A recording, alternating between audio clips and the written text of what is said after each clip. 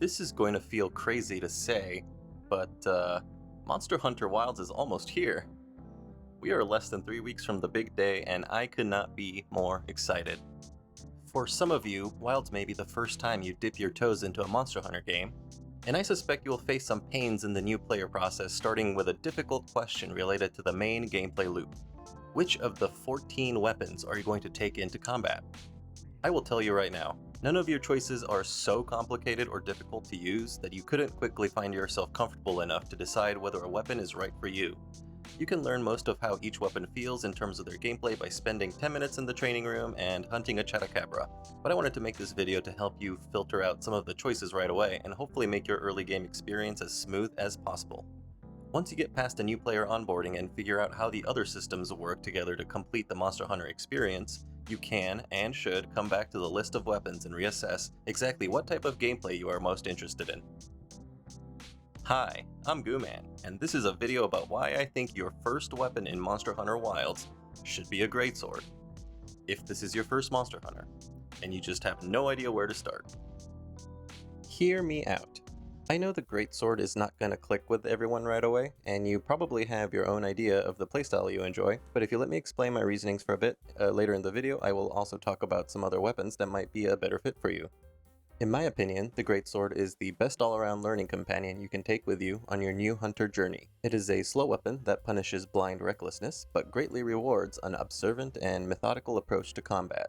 It has simple combos that are easy to remember, so you can focus more on the monsters and their behavior.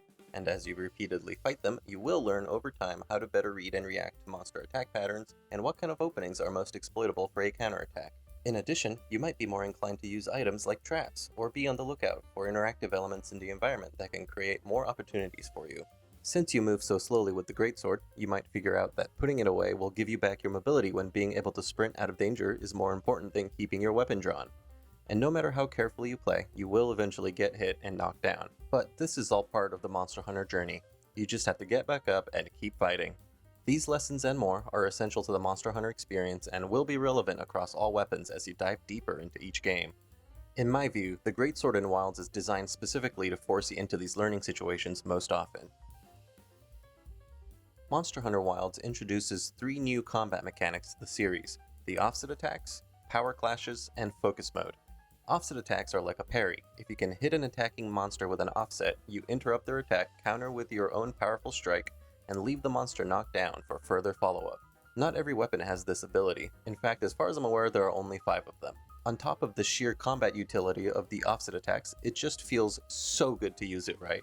I have personally not had an experience more satisfying than knocking a Raidou out of the air by swinging a big sword at it.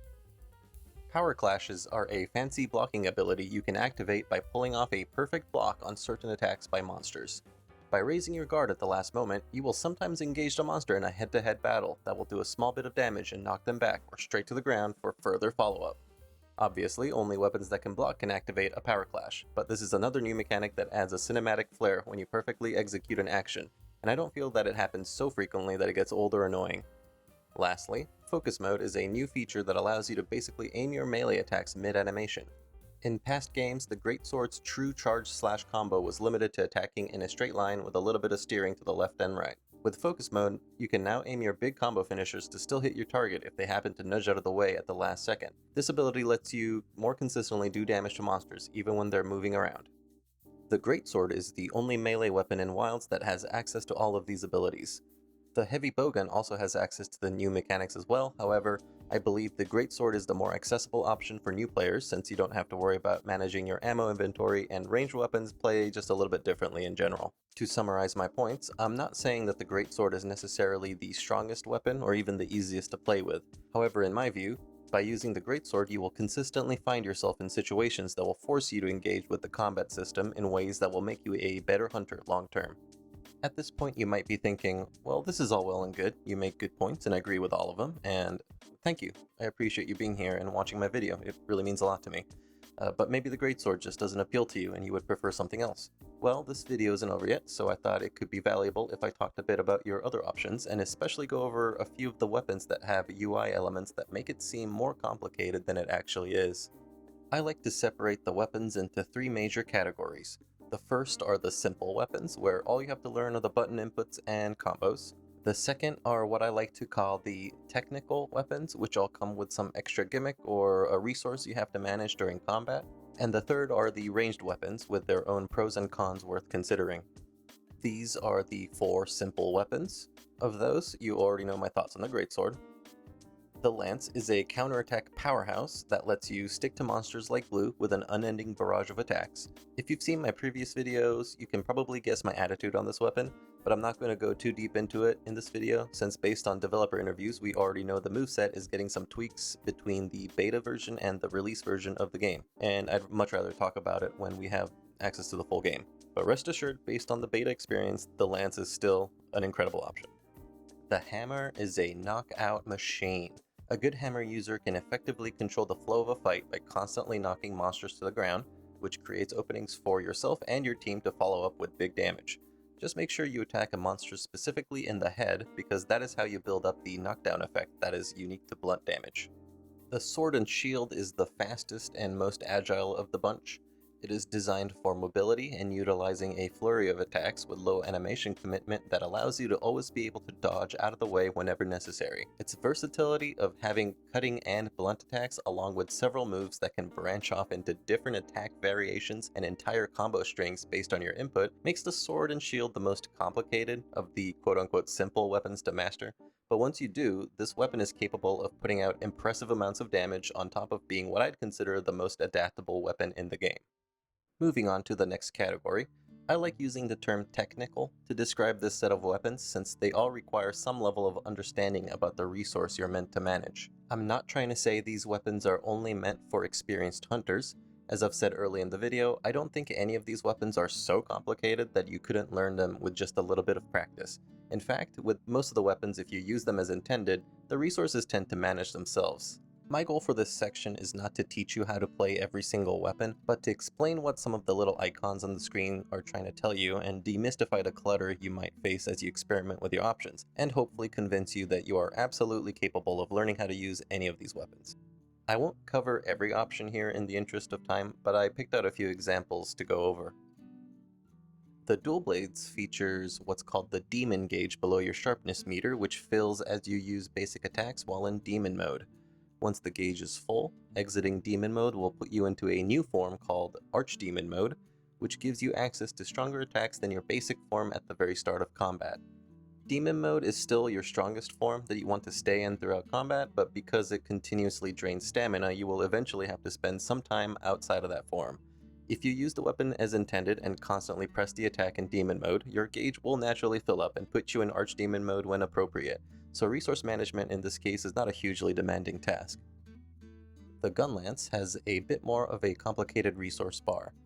The shells to the very right indicate how many individual shots you have available for your basic gun attacks, as well as how many shells will be spent on combo attacks that are designed to empty your whole mag into the enemy, like the full burst combo or multi-worm stake full blast. The blue rocket indicates an available worm stake, which is usually used at the end of a combo, and the last 2 blips on the left are for your powerful Wyvern Fire cannon attack that automatically recharges over time.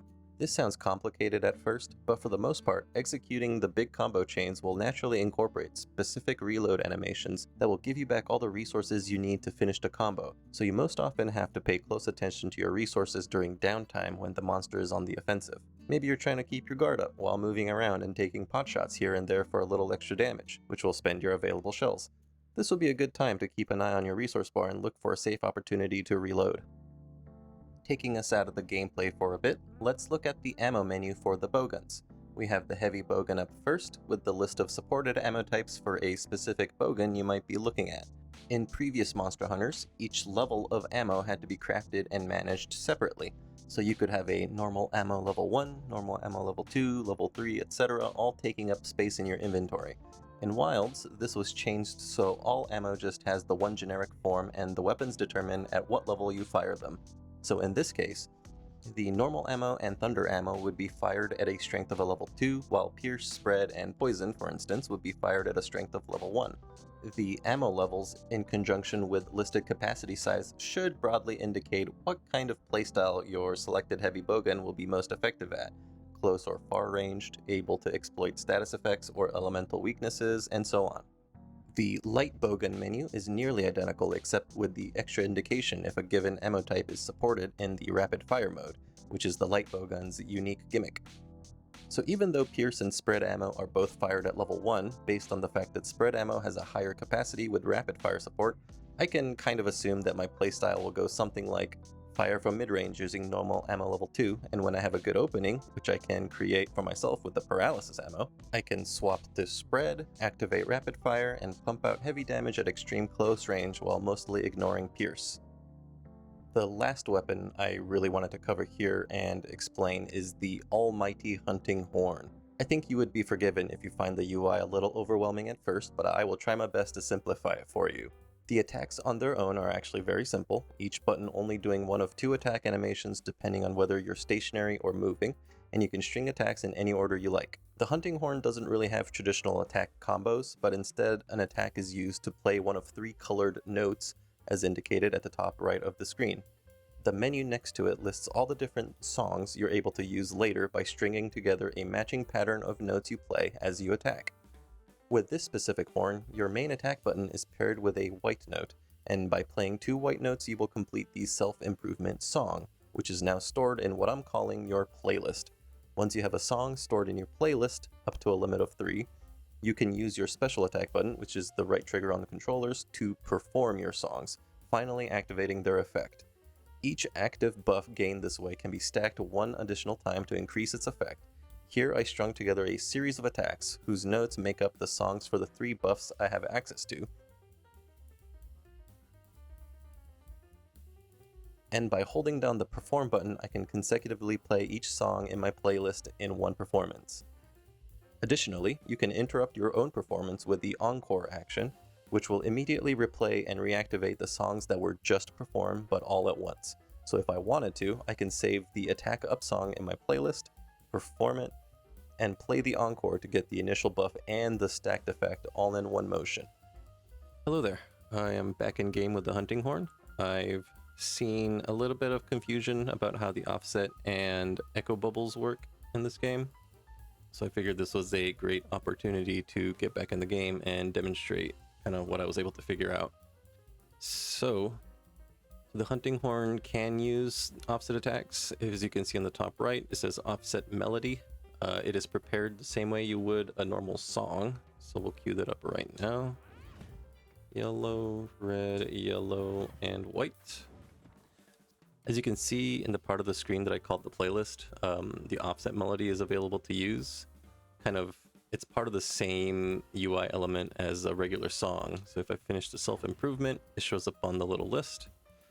However, the offset melody is not activated the same way you would a song. So right now, if I were to perform, all it loads up is the self-improvement song. All right, so the offset melody is still there, it's still available. I like to think of it as you're loading your hunting horn with a single-use bullet that you can use anytime that you need to. You just have to queue up the offset melody after each time you use it. It does not go away. You can pretty much prepare it in camp and save it for whenever you need it. It's about as easy to use as the Greatsword's offset attack. However, the animation has a bit of a wind up to it, so it might take getting used to.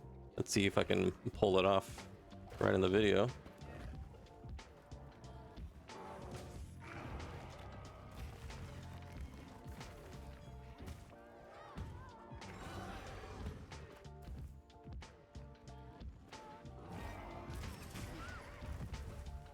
Alright, that took a little bit longer than I like to admit, but it's possible. There you go. So the other mechanic I wanted to talk about real quick was the echo bubble. So from a standing position or after any attack, you can hit the special attack button and your dodge button together. You go into this little dance and you drop a little circle on the ground. Think of this as like a portable speaker that will mirror any sound that you play through your instrument. So each time you attack, since you technically play a note with it, it does mirror that and it'll do a tiny little bit of damage. And then once you have a song queued up, as you perform it, it does another explosion. So if a monster is in the circle when you play the sounds, they will take some shockwave damage. Another neat thing about the echo bubble is during the dancing animation, just before you put down the bubble itself, you can actually queue up some notes. By my count, I think it's limited to 3, but I could be wrong on that. So just to demonstrate, I will load up the attack up song. So there you go. That's a free song in the animation. When I play it, I get the buff. So that's an entire buff that you got without doing a single attack. So that's pretty neat. That's the end of this video. I had all this extra footage of me riding through the map with the hood off, and it turned out so pretty it felt like a waste to just dump it. After going through all that, you'd think I'd be prepared more than anyone about what weapon I'm taking into Wilds. But truth be told, I have no idea, actually. I like pretty much all of them. I'm leaning towards Hunting Horn and Lance, but if there are any special requests in the comments or any footage that you'd like to see using whatever weapon, leave your thoughts down in the comments. I will definitely take it under advisement. It might actually help me out a lot, committing to one weapon or the other. I was a longsword main through the end games of both Iceborne and Sunbreak. If you noticed some little digs against the longsword in the video, I did that from a place of love. It wasn't meant to be insulting or anything, it's just me having some fun. I assume longsword is going to be a little overrepresented in high-level content, so this is more of a challenge for myself than anything else to showcase a variety of weapons on my channel. But with that, I will sign off. My guys, my gals, my everybody else in between and beyond, rest well, keep your weapons sharp, and I will see you in the next one.